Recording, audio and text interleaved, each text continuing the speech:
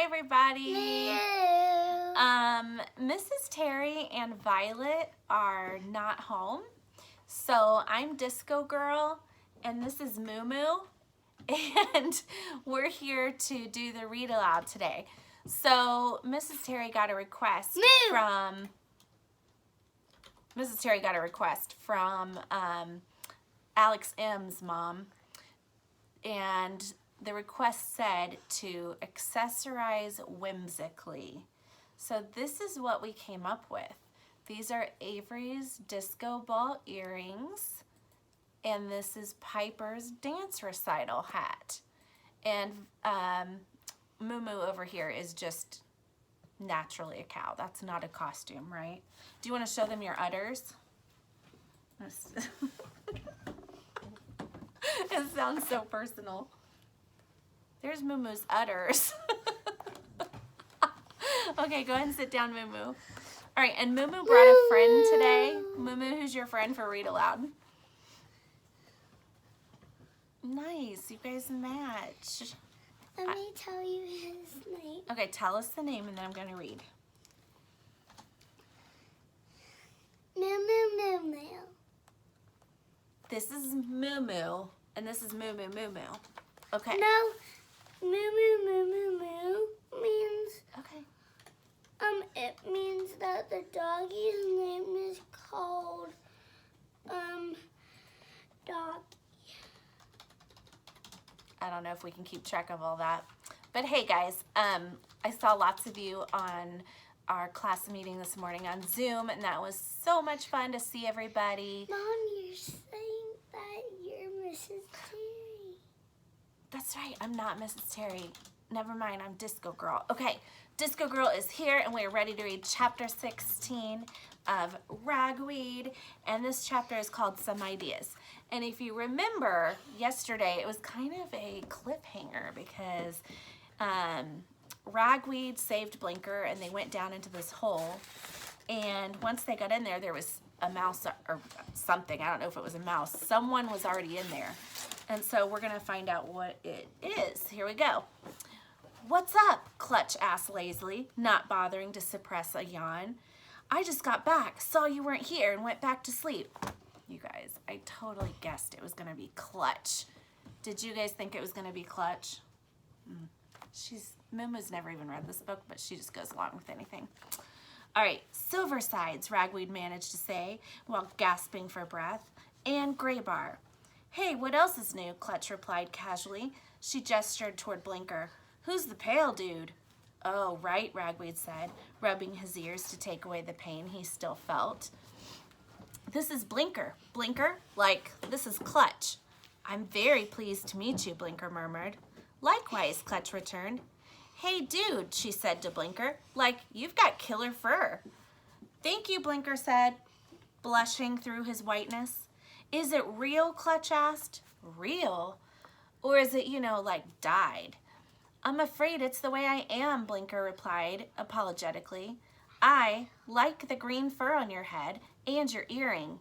The head is dyed, the earrings are totally plastic." "They are very nice," Blinker said.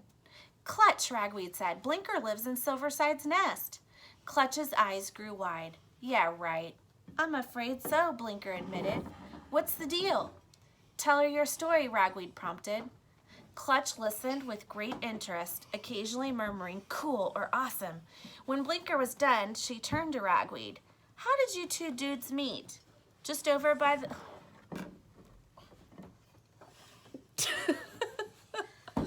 "Just over by the railroad tracks," Ragweed said, "like I was leaving town." "Leaving town?" Clutch exclaimed. "How come?" "Clutch," Ragweed said, "I've been here, 2 days? And how many times have I been chased by those cats?" Clutch grinned. "What's so funny?" "The way you're talking, dude. Sweet, you got it down right. I mean, this golden guy is one fast learner," she said to Blinker.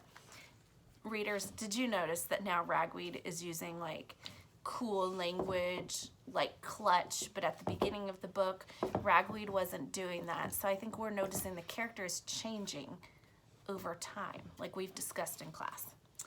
Though please, Ragweed said only, I mean it, Clutch. What's the point of staying? Like, sooner or later, I'm going to be caught.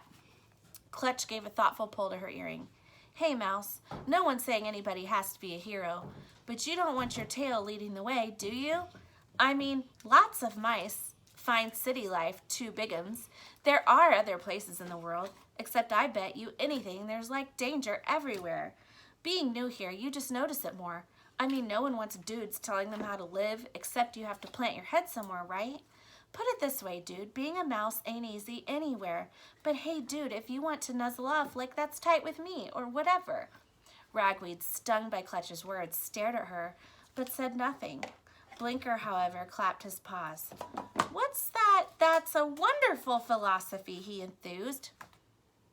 I also did not approve slime for Moo Moo.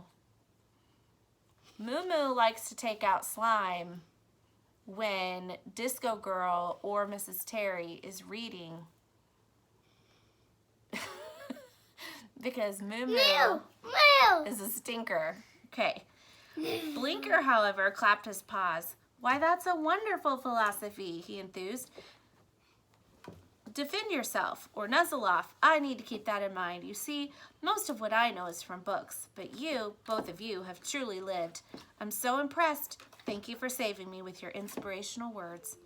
Grinning, Clutch held out her paw. Hit it, dude, she cried. Laughing, Blinker complied. Ragweed had not thought the white mouse capable of such emotion. Clutch took Blinker off to one side, where they ate some crumbs. There she talked a great deal, telling stories about her life and the lives of her friends. Blinker listened with wide-eyed fascination, occasionally breaking in to say things like, truly remarkable. Extraordinary. I'm so impressed. It's a wonderful privilege to have met you. His praise made Clutch beam and talk even more. No. In quite another mood, Ragweed kept to himself across the room. The more he reflected on Clutch's words, the more he had to admit she was right. Being a mouse meant you did always have to work extra hard to exist. It was the price of being small. That wasn't exactly what he'd had in mind when he had left his family to see the world, but it was true. The young mouse sighed. The truth was, though he had not done much so far, he'd gained a few things. There were his new friends.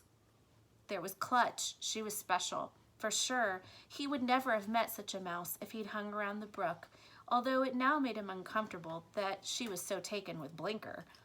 There were all the things he had seen too, both from the train and in Amberville. Yes, he had experienced some amazing things.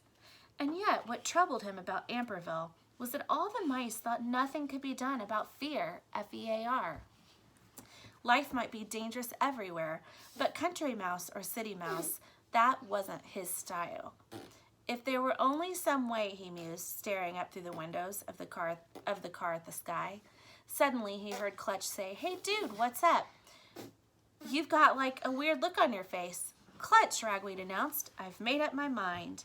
And this picture might be hard to see, but the mice are hanging out inside of a car.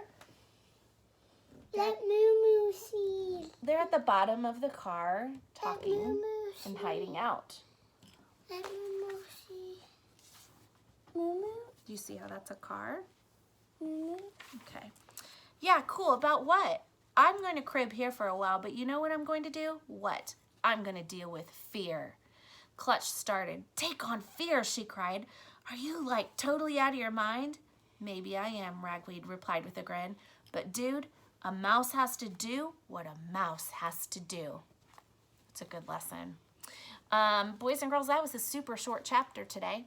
So I think we are going to say goodbye for the day. And tomorrow we'll be back with chapter 17, which is Silver Sides. Moo. Moo. Say goodbye, Moo Moo. Moo.